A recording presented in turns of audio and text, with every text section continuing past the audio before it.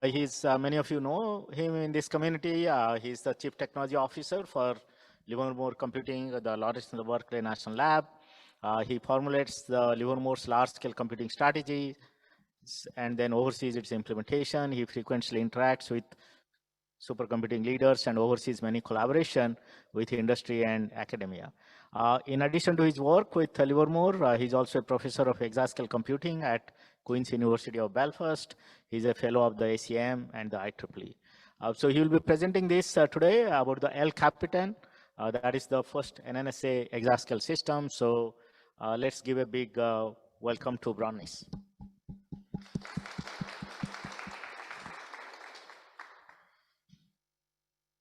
So I think Bronis is here. Yeah.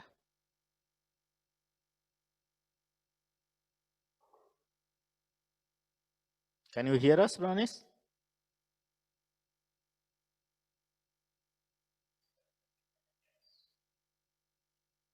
We can see, Bronis, your slides. You can make presentation mode.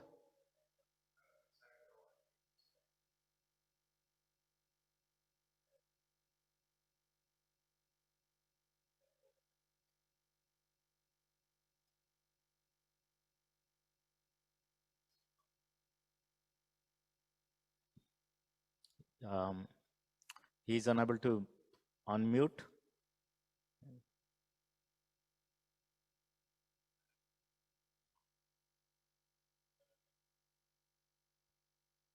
Good morning. So I would show you my video, but it's not letting me start it. So no problem, Bronis. So just give us a few minutes. Yeah, please turn on your video. It should be working now.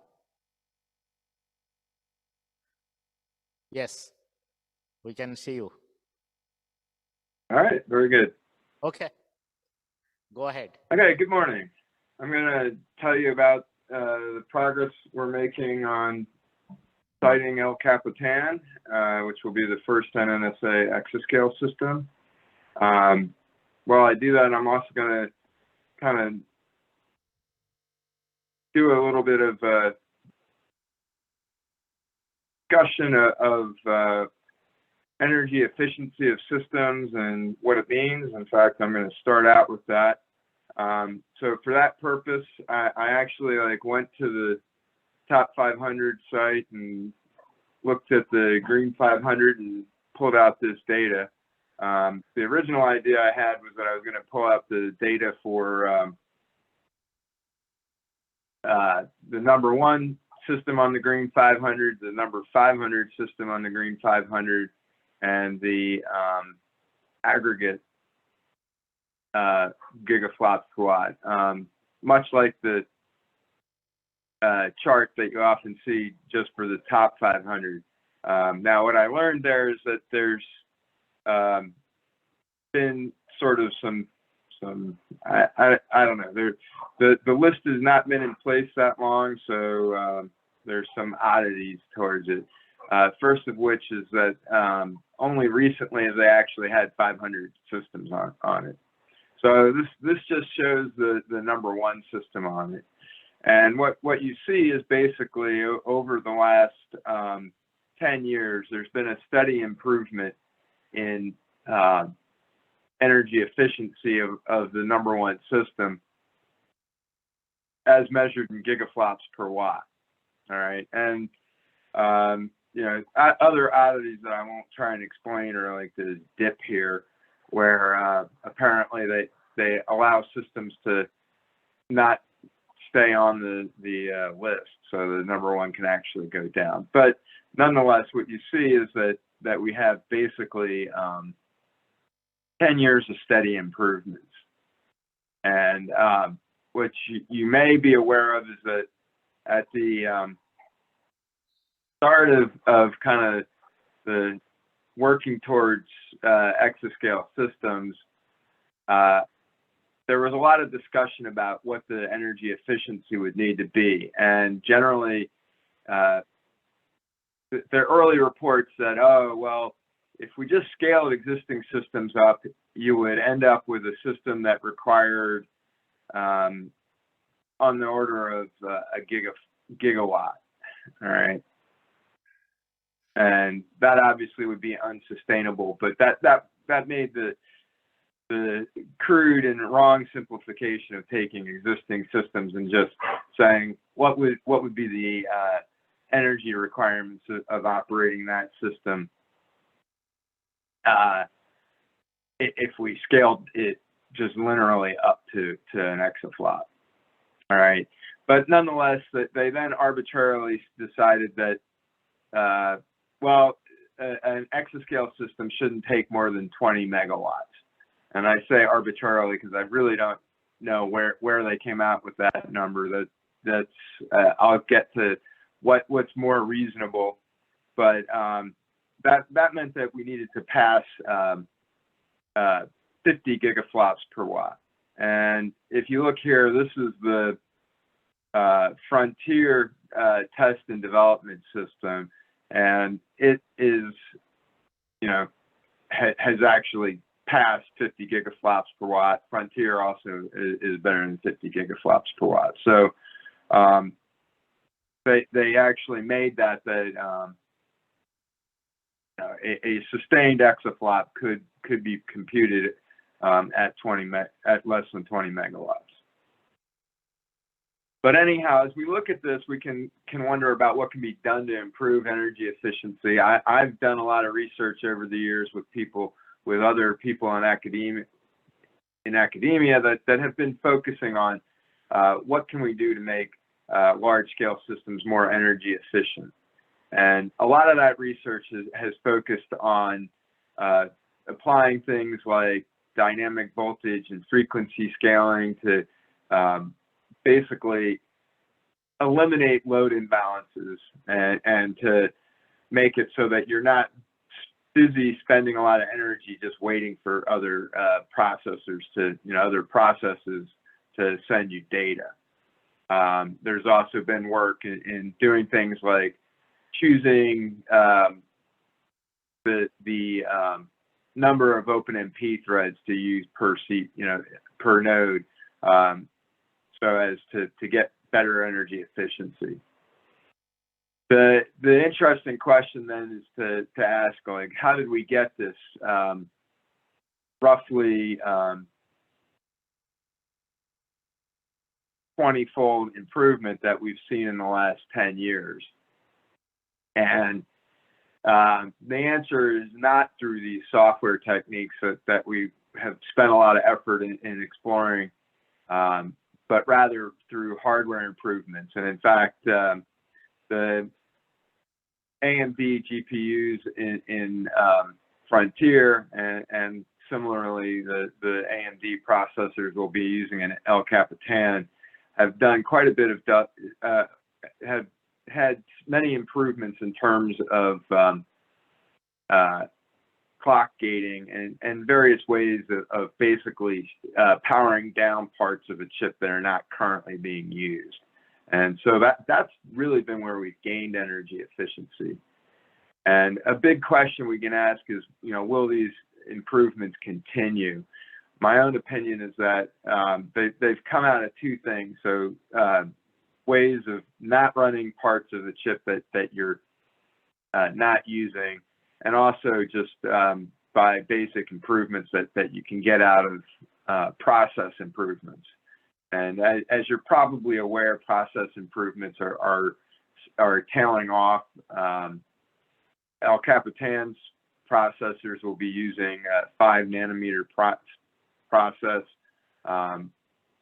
Many people expect us to fairly soon get to 3 nanometer. I've actually seen studies that show that in labs that they're actually able to do half nanometer or even third nanometer, 0.3 nanometer. So there are some process improvements left, but whether or not we'll be able to actually build those sub-nanometer feature sizes for real chips is still to be determined. And even if so, everyone pretty well agrees that by the time you're down to 0.3 nanometers, you have very few atoms left between the transistors. So that's pretty much it. Another question is whether we should be even using gigaflops per watt as the way we measure energy efficiency.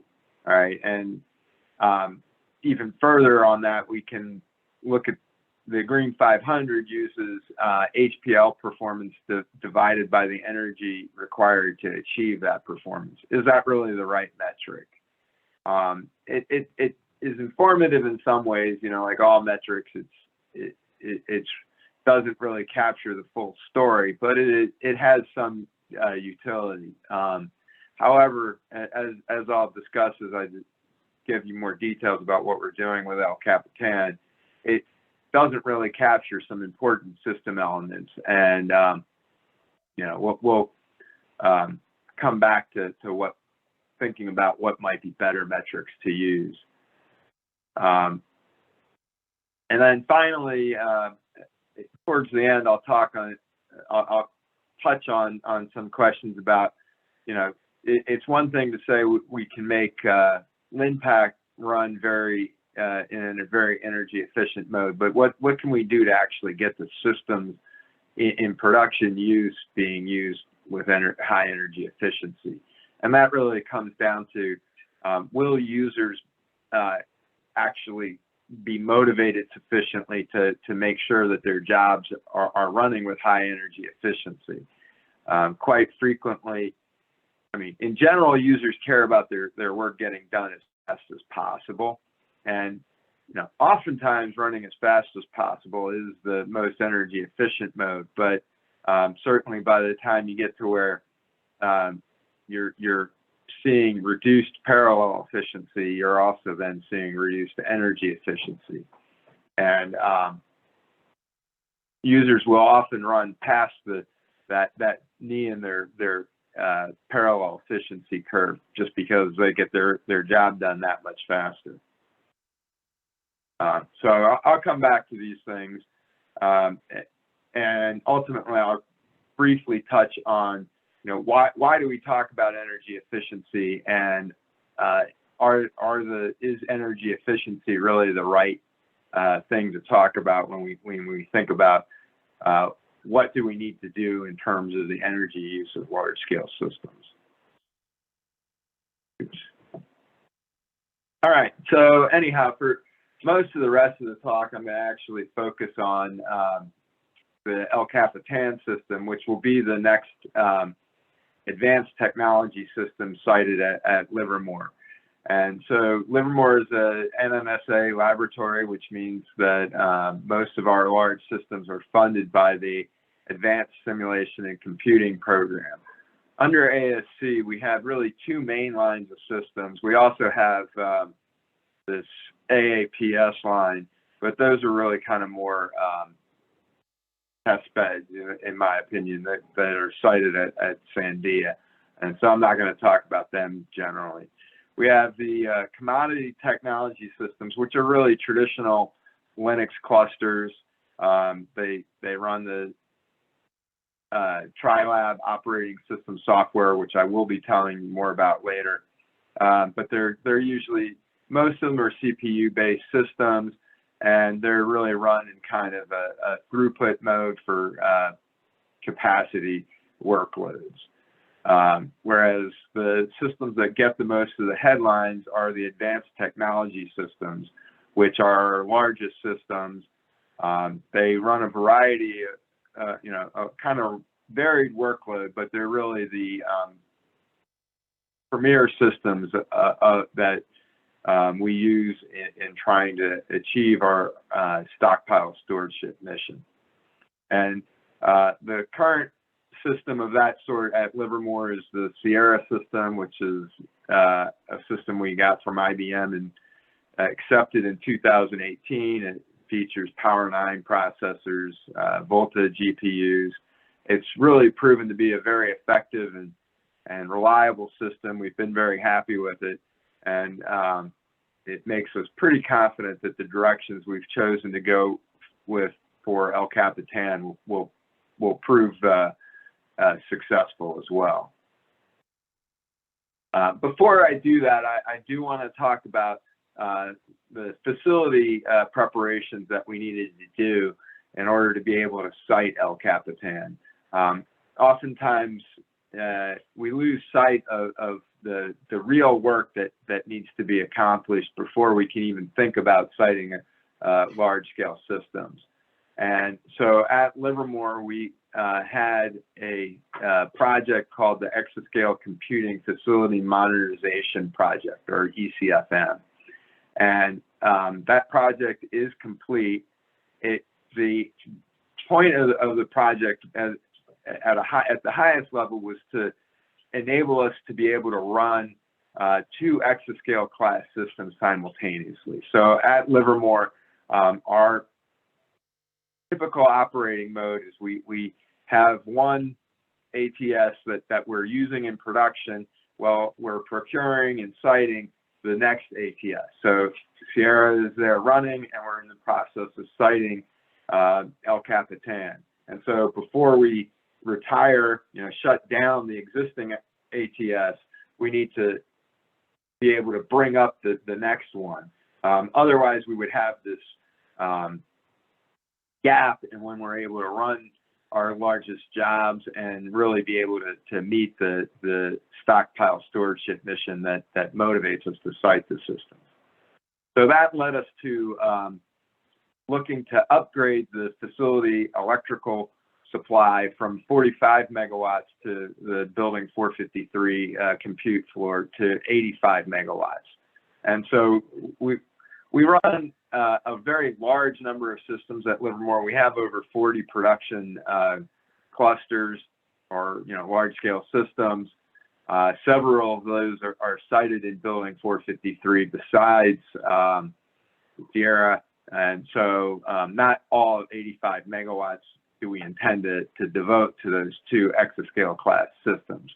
But nonetheless, you can kind of reasonably convince yourself that with the 85 megawatts for the compute floor, we can successfully operate 2 ATSs simultaneously. In addition to that, we need to be able to cool those systems. And so we upgraded the cooling. So, large-scale systems today are pretty much all direct liquid cooled. And so we added an additional set of cooling towers that added an additional 18,000 tons of cooling that we can deliver to the compute floor. So that is almost triples the amount of cooling that we have available to building 453. And in fact, it takes an additional 15 megawatts to be able to operate the cooling for that data center. So it's actually in total a 100 megawatt facility. All right. And here it notes that we have a 48,000 square foot space for computer equipment. That's effectively divided into 2 machine rooms. The wall between them isn't a structural wall, so we could actually remove that if necessary and have one 48,000 square foot compute floor. But currently, we haven't found that we need to do that. So currently in the east machine room, we have Sierra, and we're in the process of siting El Capitan. Now, I just want to do a little bit more on ECFM here to kind of give you a sense of the scale of both the project and the infrastructure needed to run an exascale system. So the project started in March of 2020, shortly after the pandemic put us into kind of shutdown mode. We're very proud of the fact that the project finished on time and under budget. The facilities team for Livermore Computing is outstanding. They're led by Anna Maria Bailey, and they did just a fantastic job of being able to complete this project despite the restrictions in place to deal with COVID. Anyway, so this picture here shows you what the site was prior to starting the project, these were the existing 5 cooling towers, which give us 10,000 tons of cooling. And this is a parking lot that we basically replaced with the electrical yard and the additional cooling towers. So you can see the existing cooling towers here, and here are our new cooling towers, and here's the electrical yard.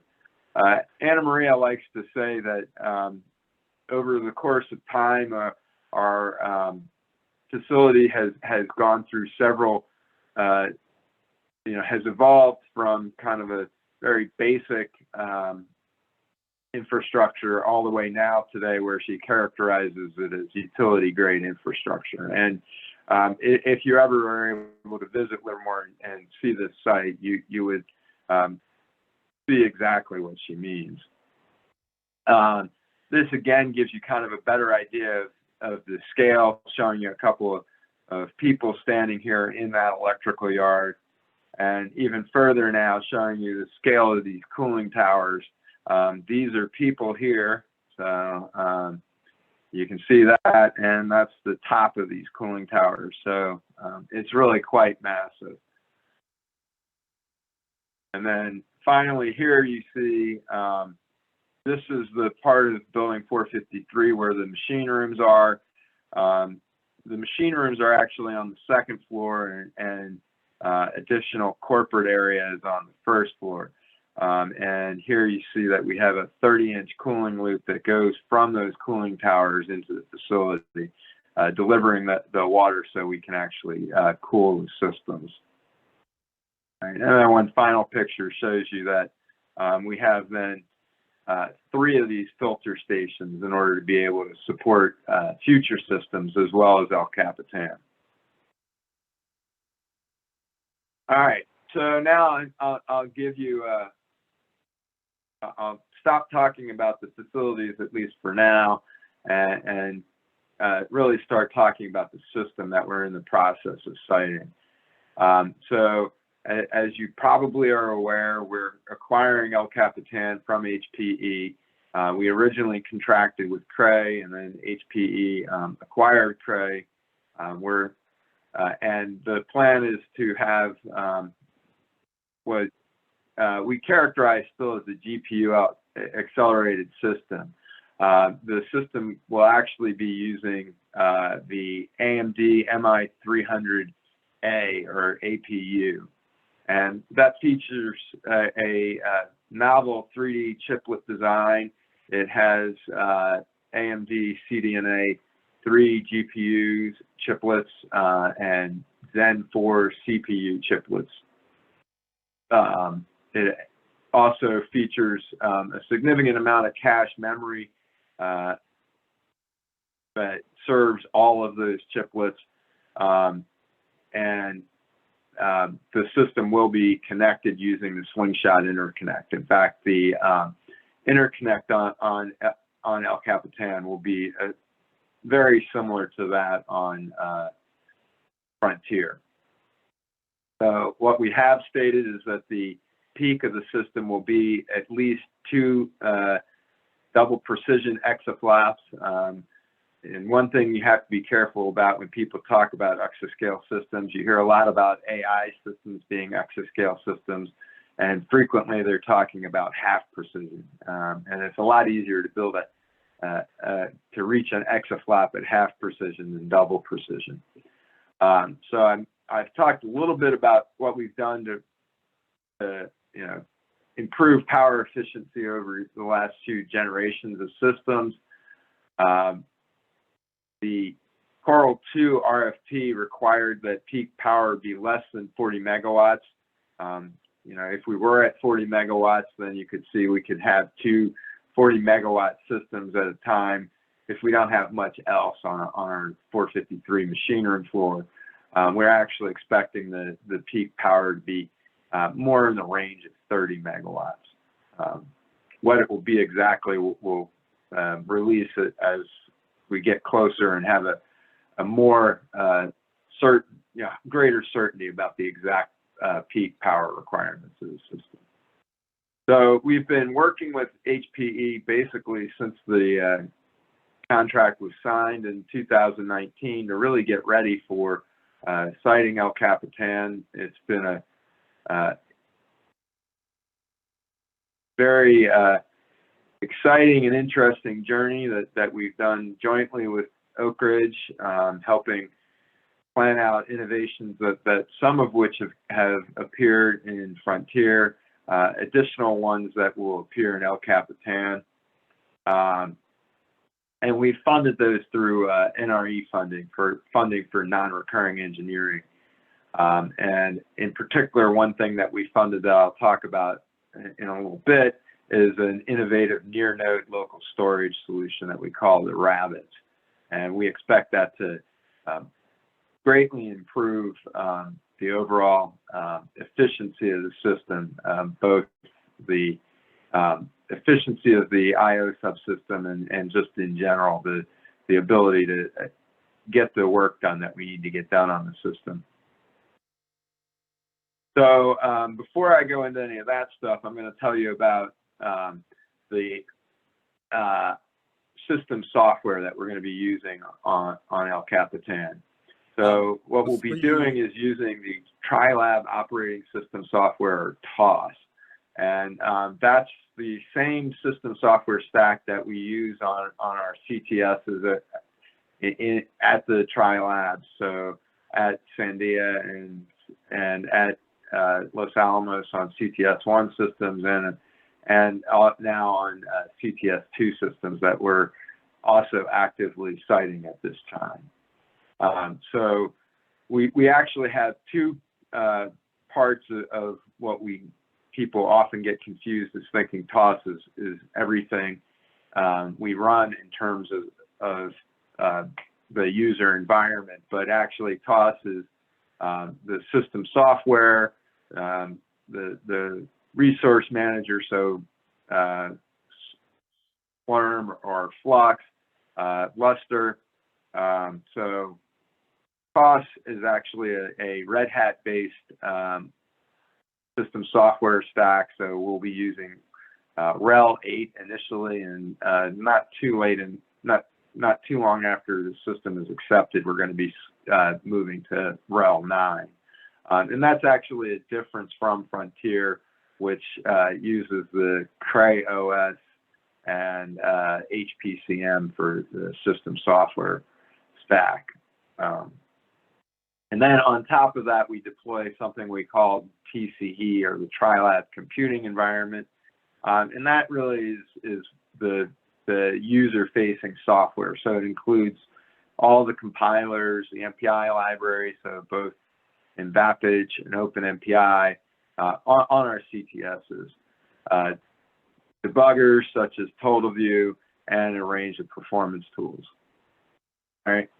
So what TOS really is a common operating system and computing environment for our Linux clusters. It provides us with a strong confidence that the system software is going to work properly and securely.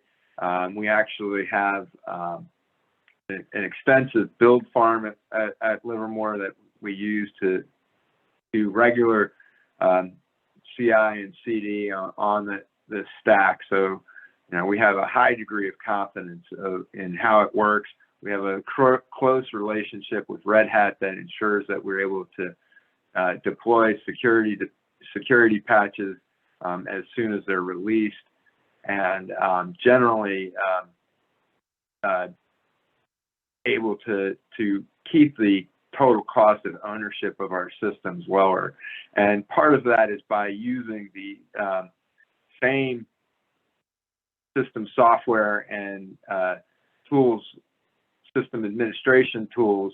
Our system admins and our operations team have a consistent environment and are very able to go from system to system and have the environment that they expect. So it provides significant benefits in running those 40 production clusters that I mentioned earlier. And so that's really what's motivated us to go this route. As I've mentioned, TOS includes a number of different components, and we really leverage the fact that, honestly, Red Hat is by far the highest quality Linux distribution available. They do a much better job of QA testing than is performed with any of the other Linux distributions.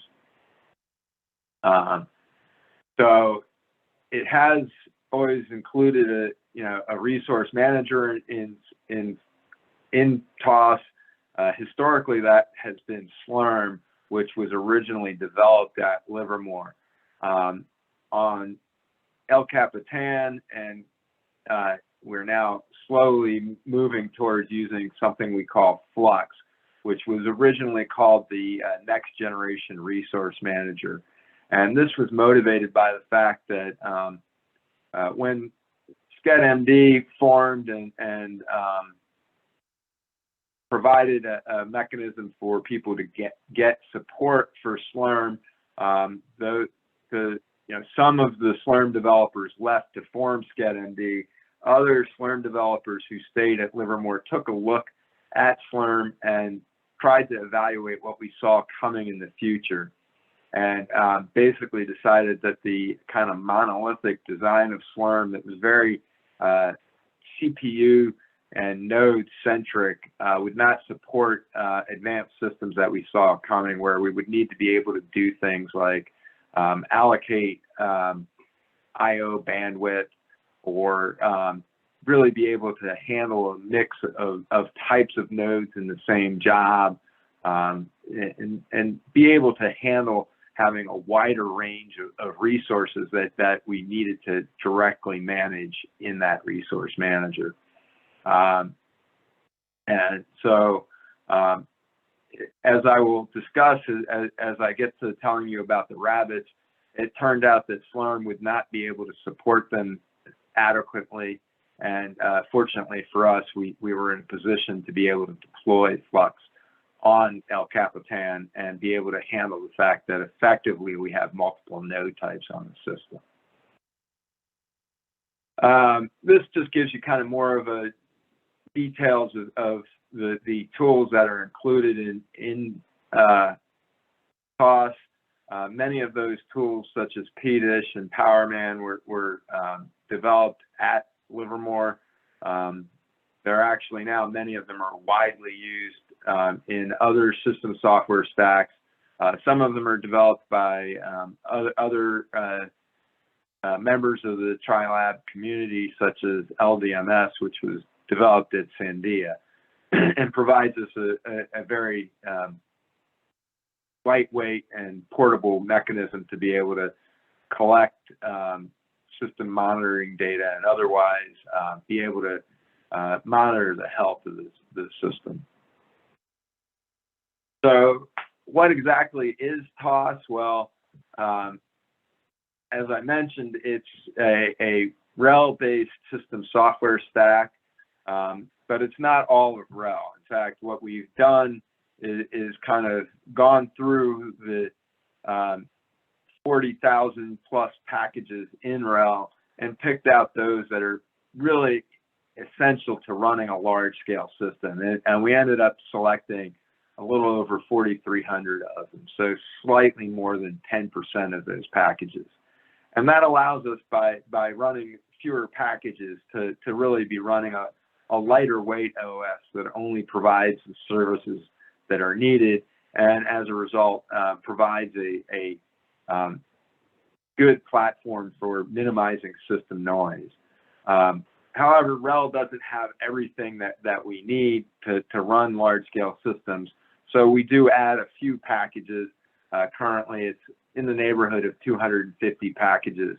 When we first started doing TOS, it was over 1,000 packages, but we've steadily worked with Red Hat to get packages that are essential to running large-scale systems upstreamed into Linux and available in RHEL, so that we don't have to basically do the effort of porting them each time a major release of RHEL comes out. So, you know, that really provides us, again, helps us achieve a good total cost of ownership while using TOS. And it supports a very wide range of systems. It basically supports all of the major CPU types that are available today. It also supports a range of accelerators. I mentioned that, you know, we run systems with NVIDIA GPUs. We run systems already with AMD GPUs. We'll be running El Capitan with the AMD APUs. We use several different interconnects. We have systems with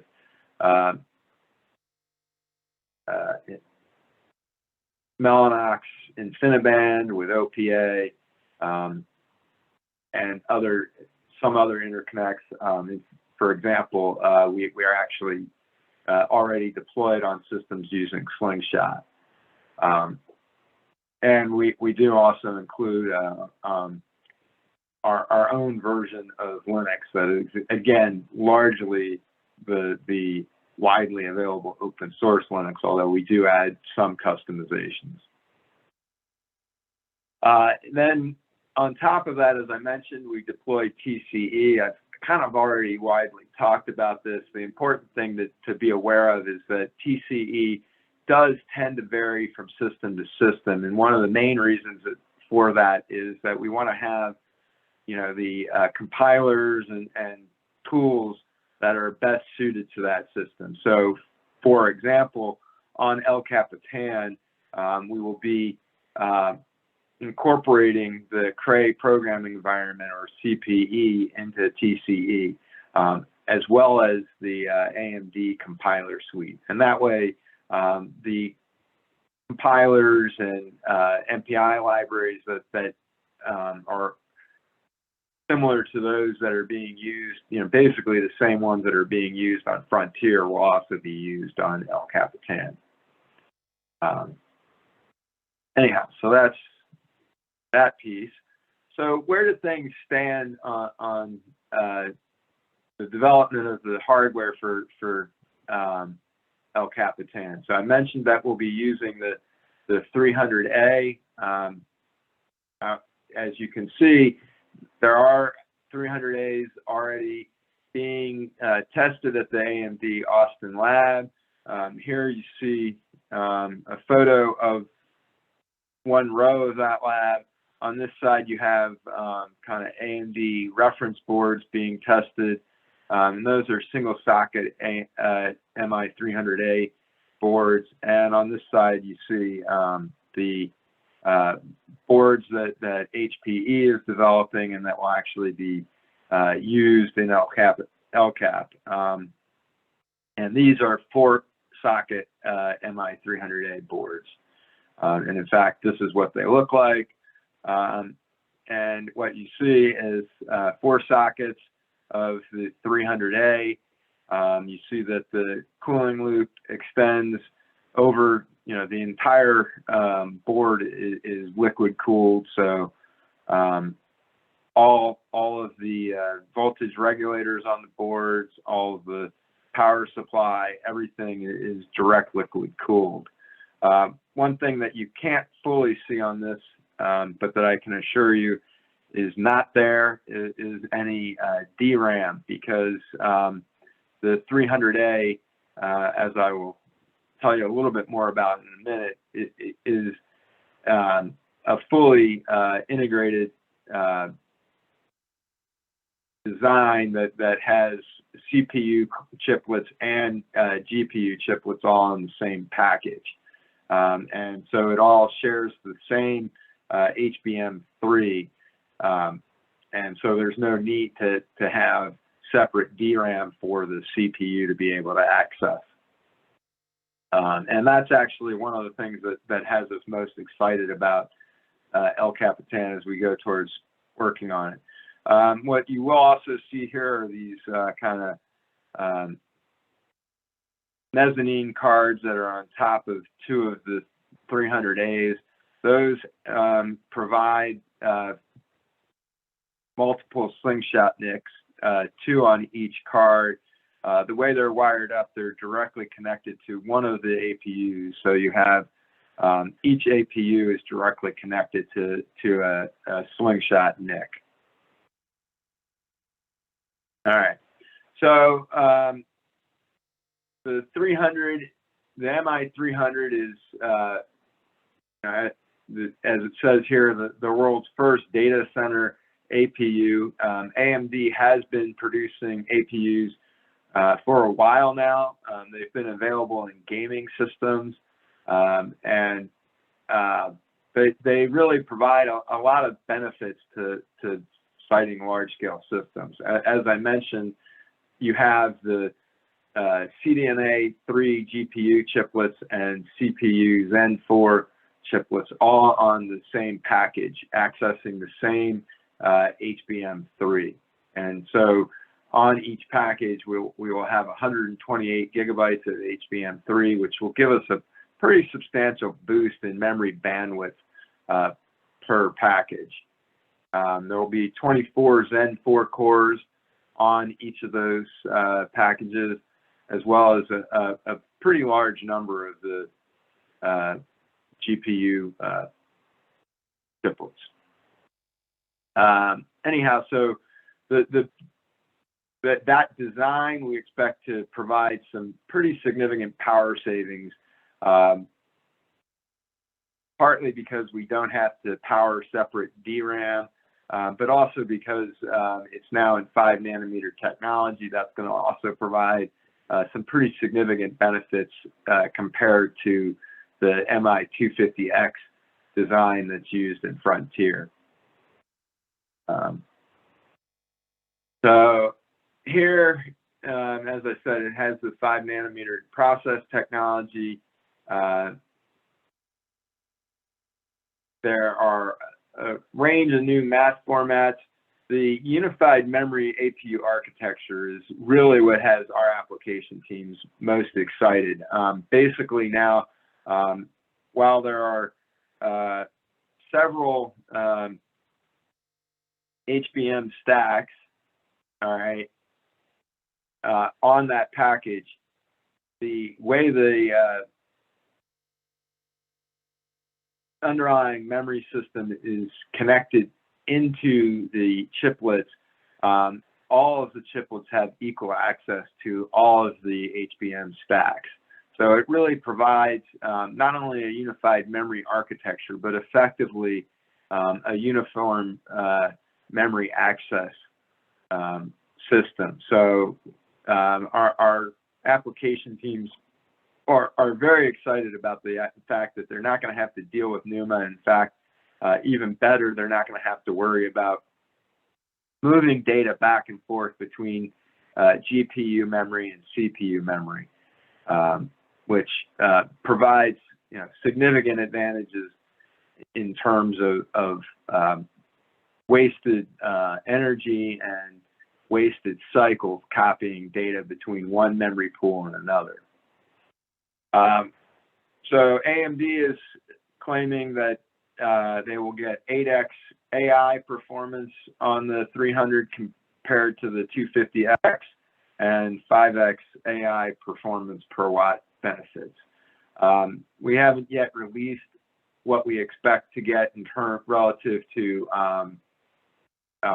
more traditional simulation workloads. That'll be the primary workloads running on El Capitan, but you can use these numbers as kind of rough first guesses of the general benefits we expect to get.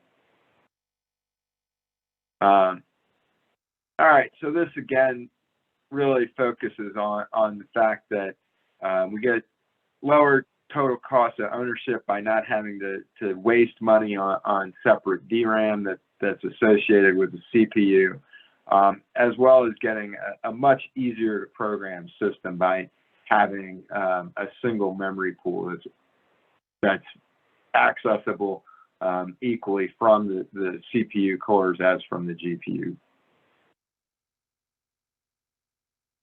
All right, so that's what we're getting in terms of the compute nodes. In addition, as I've mentioned, we're getting something that we call the Rabbit modules that are also referred to as near node local storage. And the intent with the Rabbit modules, first and foremost, is really to reduce system interference and provide an efficient mechanism for defensive I/O.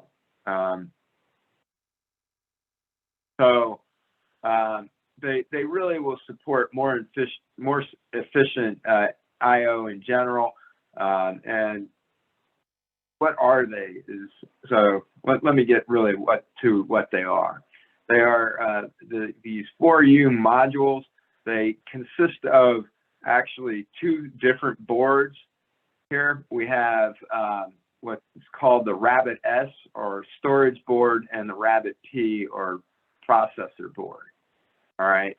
So the Rabbit P features an AMD EPYC CPU plus 2 slingshot NICs, and then PCIe connectors that connect it to the Rabbit S board. The Rabbit S board is, the Rabbit storage board is also what HPE will refer to it as. But what it really is a PCIe network board. All right. And so it has a couple PCIe switches, which then connect to basically a slot for a riser board into which we can plug 18 SSDs. All right. And then more importantly, though, there are also a number of connectors to which we can directly connect El Capitan or MI250X. So similar to Frontier nodes, directly connect them over PCIe. So effectively, each compute node has direct access to some portion of these SSDs. All right. And so thus, when allocated in that fashion, the SSDs function as node local storage for the associated compute node.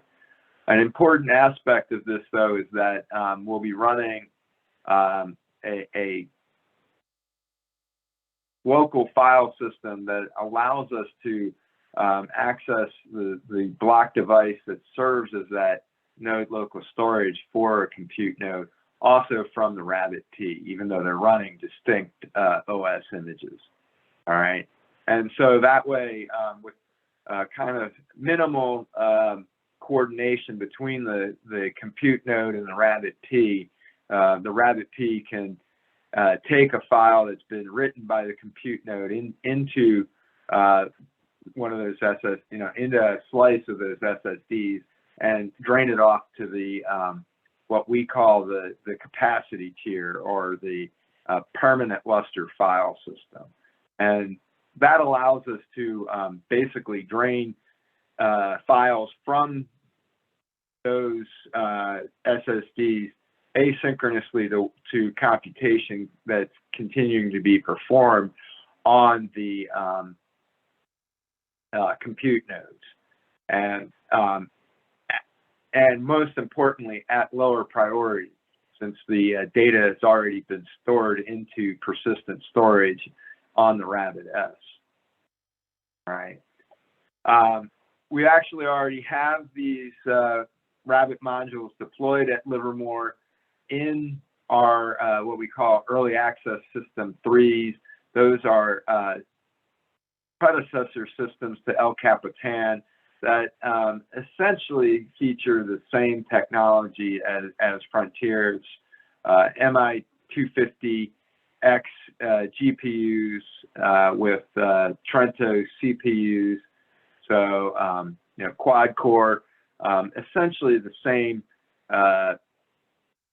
compute blades as on Frontier, with one difference. Frontier actually has node local storage on each compute node, whereas the EAS3s do not have those on node local storage because we get that functionality through the Rabbit S, or through the Rabbit modules.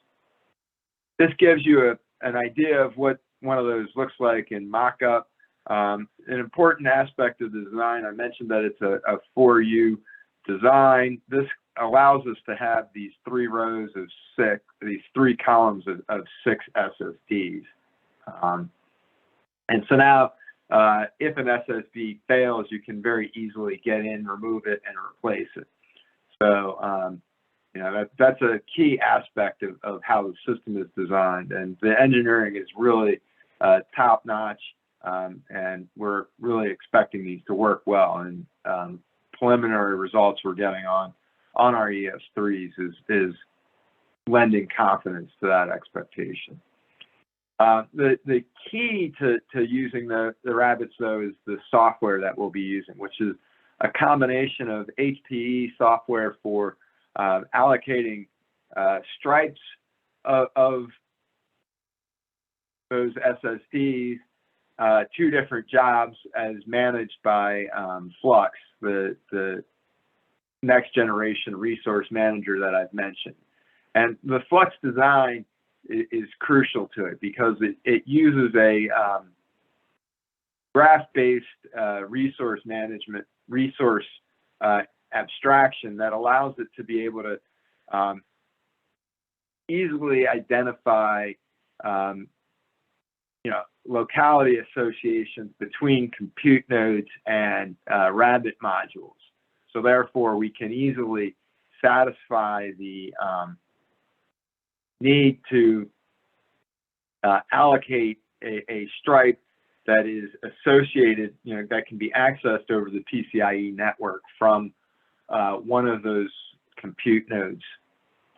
However, there's another aspect of the Rabbits that's also pretty exciting. Since the Rabbit P includes the 2 slingshot NICs, you can also access the storage by going through, for example, a Lustre server running on the Rabbit P that can create a what we call a transient Lustre file system across some number of Rabbit modules. So you can build sort of a transient parallel file system. And you might ask, well, why am I going to do that if I have a disk-based traditional permanent Lustre file system? Well, the reason is that the transient Lustre file systems, their bandwidth will scale with the number of Rabbit modules used to build that transient Lustre file system. So we can get roughly a 10x improvement in El Capitan over the permanent Lustre file bandwidth that we'll be deploying. So you can significantly faster write shared files to transient Lustre file systems significantly faster. And then again, that means that your compute job finishes with doing its I/O, whether it's defensive I/O or productive I/O. And then those files are safely stored in persistent storage and can be drained to the permanent Lustre file system using a lower service class in the Slingshot network, a lower priority class, and basically helping to, well, allowing the MPI running on El Capitan to really greatly prioritize the traffic that is vital to keeping the compute job running at high speed, you know, running at peak compute rates. And with that, I come back to these questions about, well, how are we running, how are we measuring the energy efficiency of large-scale systems? All right, and as I mentioned, currently the main way we measure it in the Green 500, for example, the way we run it in the Green 500 is with HPL performance divided by the energy required to achieve that performance. If you're at all familiar with HPL, you'll realize that it does no I/O. So that means that the rabbits will provide zero benefit to the Green 500 number for El Capitan. All right. However, if you think about what they will do for the delivered energy efficiency of our applications, it will be significant, because it means we will be spending much less energy, much less time doing the I/O for the production compute workload, and therefore they will be completing in faster time at roughly the same overall energy use. And so that means that we ought to really be thinking about how can we better measure the overall system energy efficiency and the energy efficiency delivered to production workloads. That's something for us to think about. Another thing to think about is when we go to motivate users for running things in an energy efficiency mode, what does that really mean? And when we talk about the energy efficiency of a compute job, what we're really talking about forms a bit of a Pareto curve as depicted here. And it's a trade-off between time to solution and energy to solution.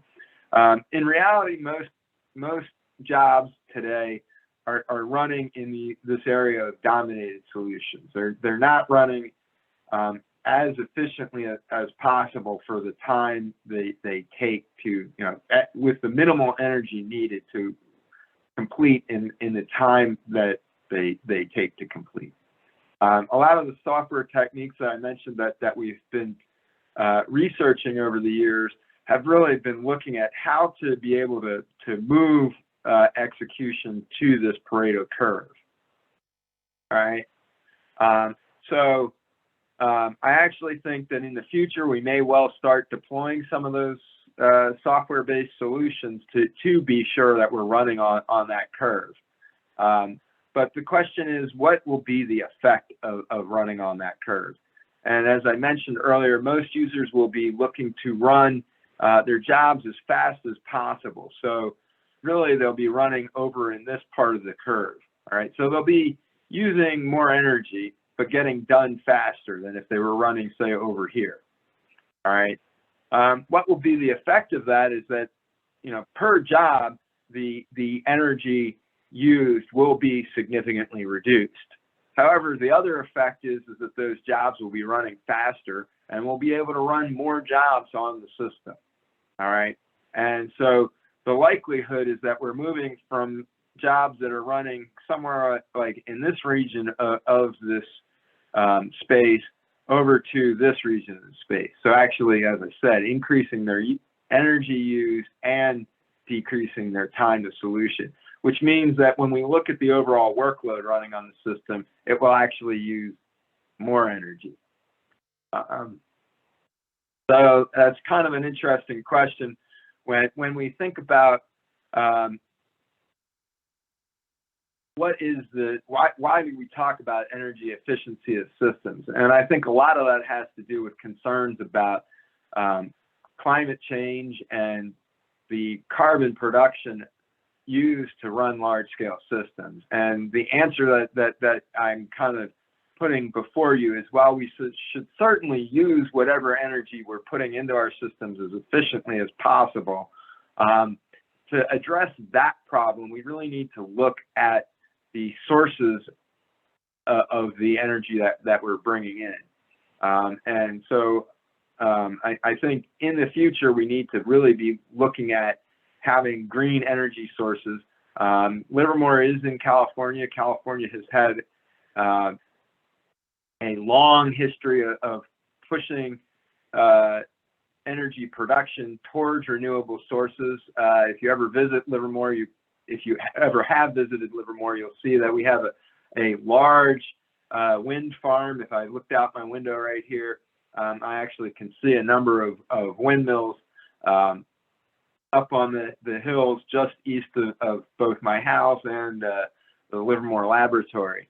And so what we really need to be doing is moving towards ways of producing that energy in a carbon neutral way, and also thinking about, are there ways that we can even further use the energy for the overall benefit of the site. So a number of sites, most notably early on, the National Renewable Energy Laboratory in Colorado, were actually moved to using the waste heat of their systems to heat the facility. Now in Livermore, we don't tend to need a lot of heating, so it's not going to be a great solution for us, but maybe there are other ways we can use that waste heat.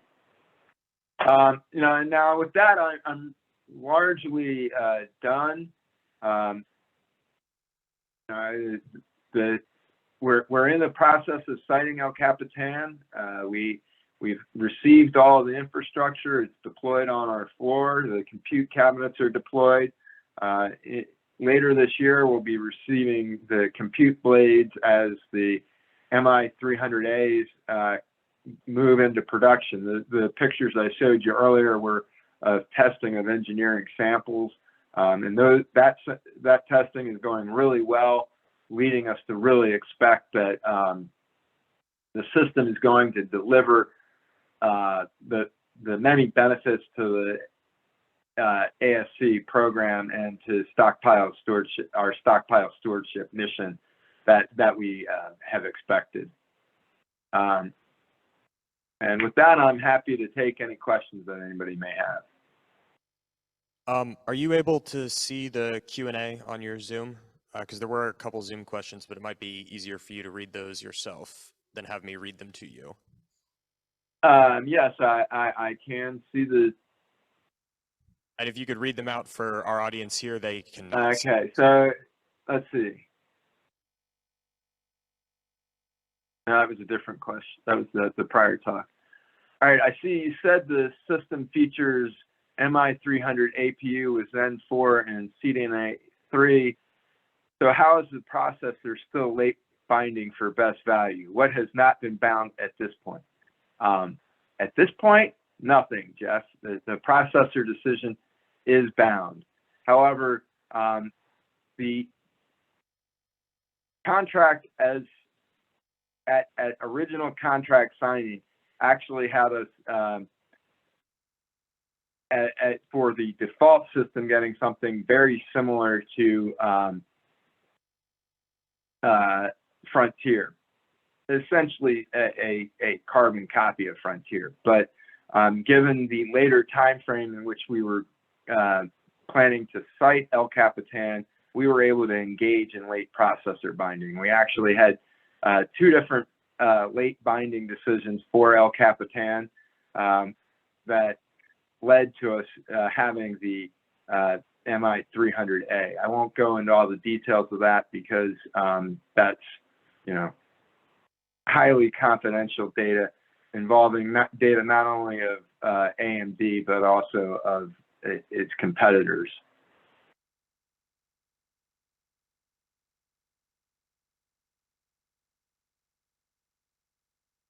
One more question on the chat.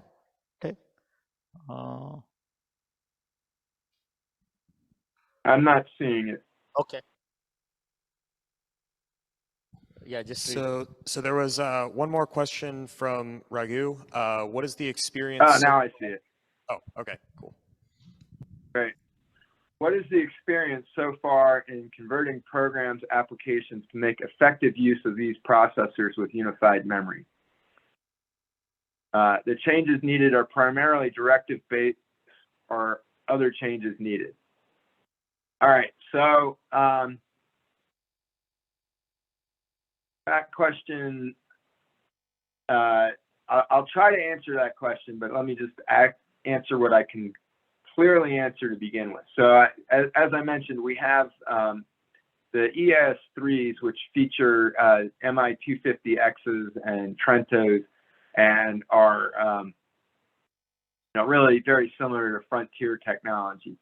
The ASC applications, at least the ones at Livermore, I've seen quite a bit of data over the effort that's been involved in porting them to that system and being largely prepared to run on AMD GPUs and future generations, including the APU. So for the Sierra system that I mentioned earlier, that's our current ATS, we had a Center of Excellence that was a joint NRE effort with IBM and NVIDIA, in which we did extensive work to port our applications to that system and to GPUs in particular. A lot of that work involved shifting to using the Raja programming model, I'll say. It's abstraction layer, and it basically took our application teams somewhere in the neighborhood of 3 to 5 years to really be ready to run well on Sierra. Now, our application teams have been extremely happy with Sierra. They've told us that Sierra is the first ATS on which they've really found it to be a game-changing system. So, that effort really paid off on Sierra, but it's also paid off in our preparations for running on El Capitan. And basically, that 3 to 5 year effort became more like a 3-month effort to be ready to run and run well on AMD GPUs. All right. Now, that said, the question is, what is it going to take to run on the 300A compared to the 250X is then really where the question now turns into. As yet, our application teams do not have access to the 300As. All of those systems are being used for testing to be ready to produce the production 300As or some advanced testing for the programming environments, both for the AMD compiler stack and the Cray programming environment currently. We expect to be getting some ability to do advanced testing prior to acceptance of El Capitan, but largely we do not expect there to be major changes in terms of the directives being used or for applications that are using HIP directly in the HIP structure. Rather, we expect there to be more kind of tuning for, kind of various parallelism widths, memory layouts, things like that. There will be some benefits in terms of not having to directly code for things that are using HIP. There will be reductions in directly coded memory transfers and things like that. For things that are using directive-based things, directive-based coding, such as OpenMP, which is largely the solution used by our Fortran applications, they really will not have to do much of anything, since we expect the changes in terms of not having to do memory copies to be transparently done in the OpenMP layer. I think let's take one more question here, and then we will need to go for a break. Otherwise, we'll be delayed. There is one in person. Might be Sean had raised hand. Bronis, just hold on 1 minute while you bring the mic. Certainly. Should be a quick one.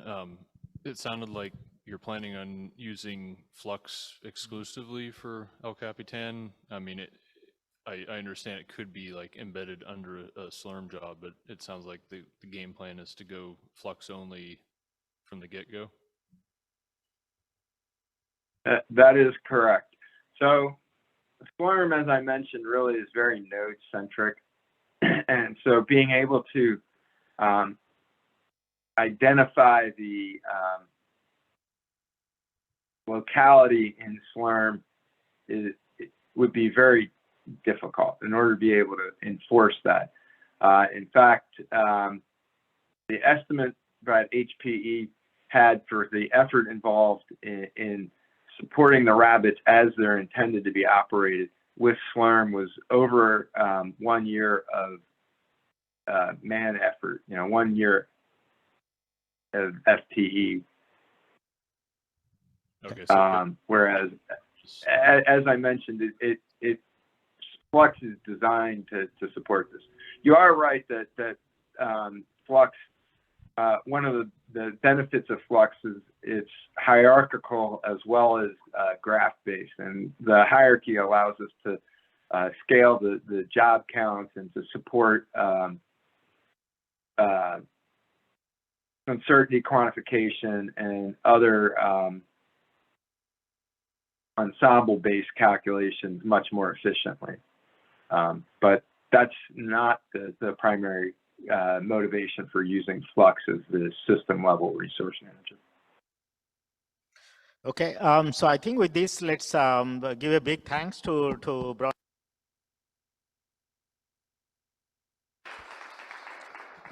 So thanks a lot again, Bronis. So we'll go on a short break. Might be what I'm thinking is we'll delay the start of the eFENG's talk by 10 minutes, the next session, so that people have enough time to grab some coffee and all. And a quick minor change, if you would have seen the schedule, yesterday we had a little bit of logistical issues with Professor Ashok Srinivasan from NSF. So we couldn't have his talk yesterday. What we have done is we have scheduled his talk today from 12:30 to 12:40.